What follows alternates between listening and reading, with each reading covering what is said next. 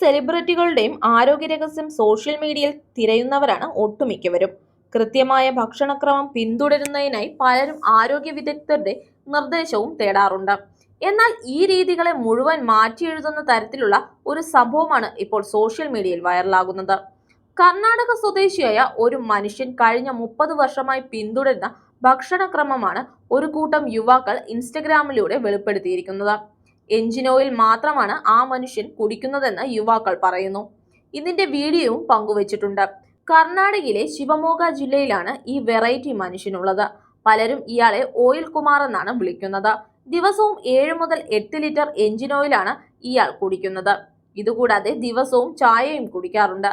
Engine oil ശരീരത്തിന് നല്ലതല്ലെന്നും യുവാക്കൾ പറയുന്നു. വീഡിയോയിൽ പലരും കുമാറിന് ഭക്ഷണം നൽകുന്നുണ്ട്. എന്നാൽ അയാൾ ഭക്ഷണം വേണ്ടെന്ന് പറയുകയും പകരം എഞ്ചിൻ ഓയിൽ കുടിക്കുന്നതും കാണാം.